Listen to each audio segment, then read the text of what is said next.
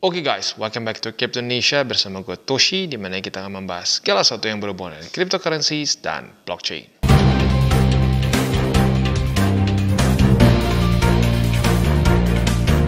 Oke, dan kita kembali lagi ke Crypto Reviews. Dan pada hari ini kita akan mereview mengenai client funding.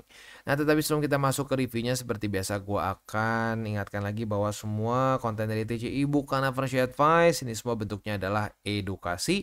Dan mungkin untuk video ini lebih spesifiknya ke review ya. Seperti yang sudah tahu juga, di TCI ini tidak ada namanya grup VIP, grup berbayar, konten yang harus dibayar dulu. Enggak, semuanya for free. Nah, how do we keep it free? Ya, salah satu caranya adalah dengan kita mereview berbagai macam cryptocurrency projects maupun juga platform seperti klien ini ya. Tapi garis bawahi, bentuknya adalah review, bukan nge-shield. Jadi kita akan bahas semua dari sisi positif maupun negatifnya ya. Oke, langsung aja kita masuk ke reviewnya. Untuk si client funding ini sebenarnya masuknya ke apa sih Bang? Ini tuh masuknya bukan ke exchanger, bukan ke broker, tapi masuk ke dalam prop firm ya, prop firm trading. Nah, ini mungkin sebenarnya bukanlah satu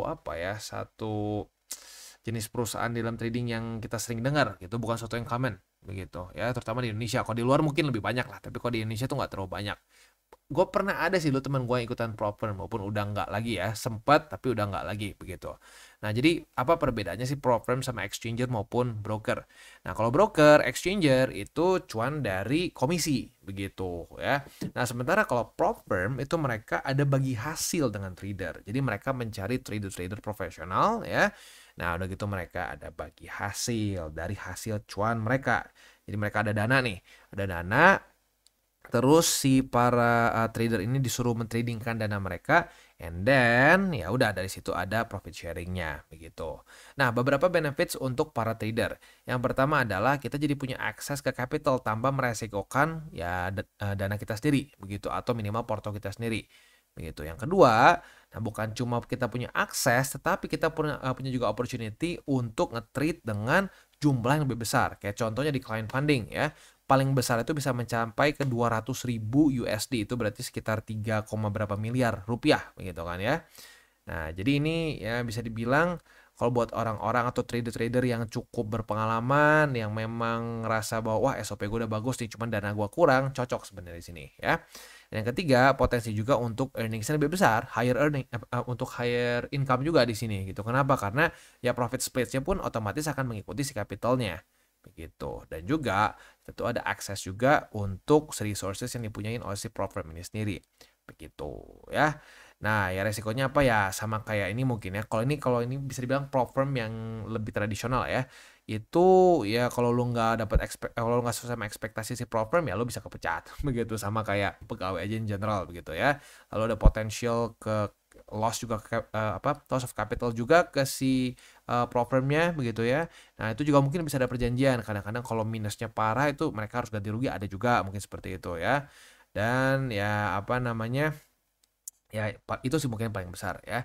Nah, tetapi perbedaan si prop firm client funding dengan prop firm in general begitu adalah sistem di sini mereka tidak langsung spesifik mencari professional trader lalu mereka kerjasama dan menjadikan mereka seperti pegawai begitu, bukan. Tapi di sini mereka itu ada dana awal untuk kita bisa mengakses inilah kasarnya ya, capital yang mereka tulis di sini mulai dari 6.000 sampai 200.000 begitu ya.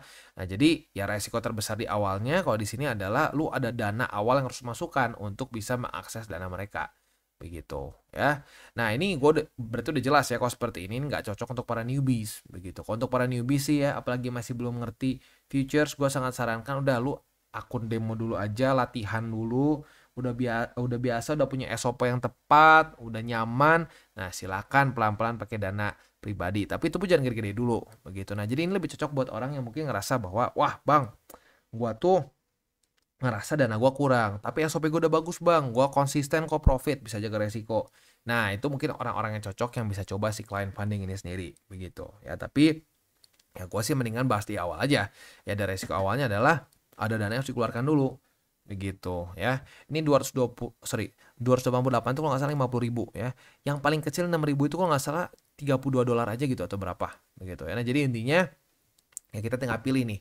Kita pilih ya mau product size-nya sebesar apa ya. Kalau sampai lu awal-awal banget sih jangan terlalu gede dulu lah ya. Lalu drawdown, lu bisa berapa persen begitu. Jadi lu maksimum minus berapa begitu. Jangan sampai lebih dari situ. Kalau sampai lebih ada kemungkinan langsung diberhentiin begitu ya.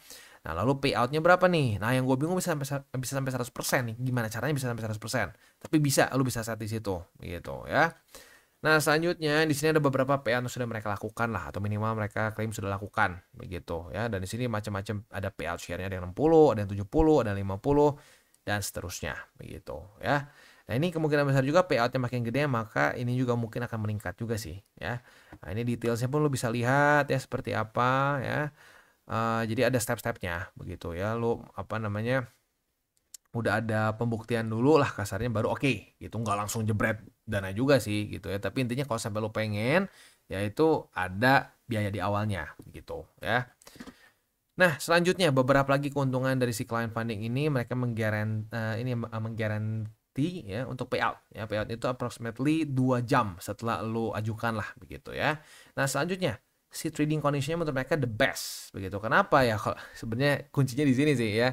Mereka pakai Bybit gitu. Nah, di Bybit buat lo yang pernah coba untuk trading futuresnya ya itu one of the best gitu. Arguably ya gue sih sekarang lebih suka trading di Bybit untuk futures ya, untuk futures begitu. Jadi ya cocok sih ya, makanya mereka mungkin bisa mengklaim juga memang secara trading conditionnya enak gitu karena lu pakai Bybit begitu ya.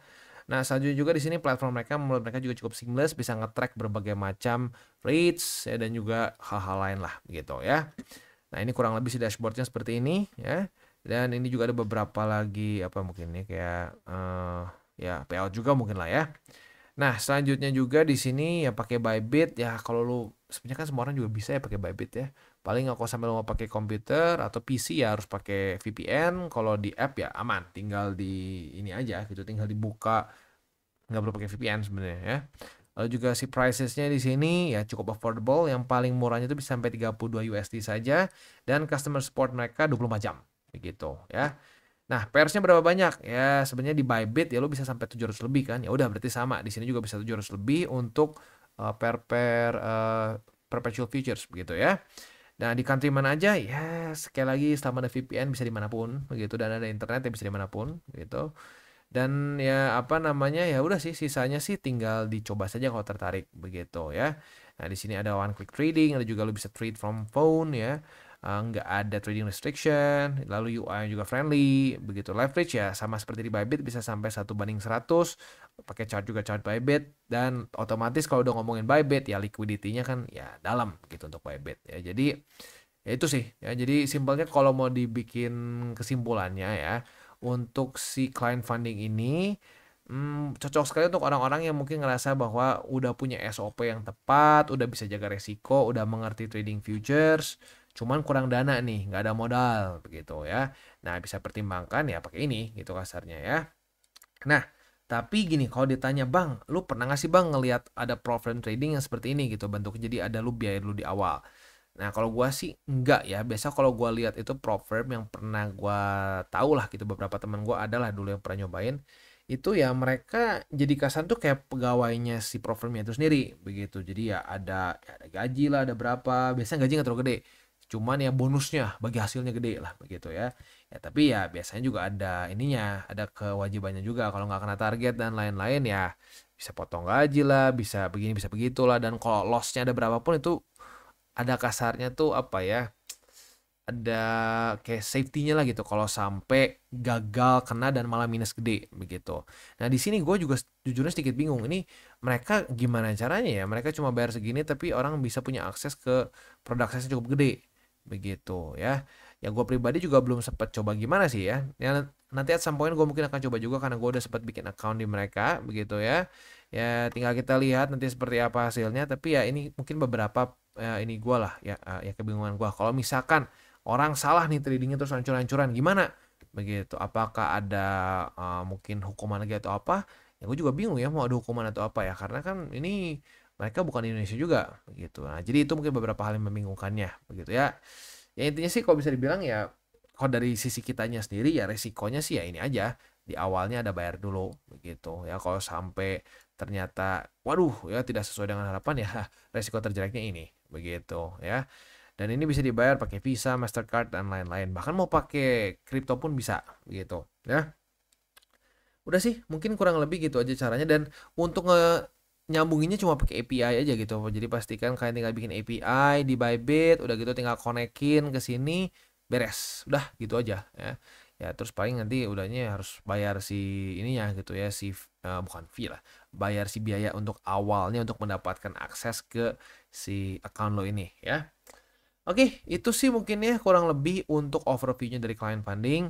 Sekali lagi, ya kalau menurut gue sebenarnya selama ini sesuai dengan klaim mereka sih ya bagus-bagus aja begitu. Cuman ya kalau gue ngeliat dari resiko merekanya ya ini kalau sampai orang-orang trade-nya berantakan gitu ya, hasilnya minus dan lain-lain gimana? Karena kan faktanya lebih banyak orang yang minus di market gitu kan, dan terlalu overconfident juga begitu. Nah jadi gue bingung nih apa safety measure mereka supaya mereka nggak jebol nih, orang nggak pada hancur semua begitu, karena kan dana mereka yang rugi gitu kan kalau sampai orang-orang pada hancur begitu. Nah terus ya mungkin kalau dari sisi kita sebagai seorang trader yang pengen coba di sini, nah setelah kita bayar ini apakah kita beneran dapat gak nih atau enggak begitu, ya itu aja sih begitu. Dan mungkin kalau misalkan kita udah dapat nih, kita udah profit nih, nah pembagian si hasilnya ini apakah sesuai juga dengan janji mereka nggak, cepat atau enggak begitu, atau dibayarkan atau enggak. Nah itu kita nggak tahu juga begitu ya. Baik lagi ini kan bentuknya review ya, jadi kita lihat nanti deh ya setelah gue udah coba bener nggak begitu, apakah benar dibayar, apakah dia cepat atau enggak, dan seterusnya begitu ya.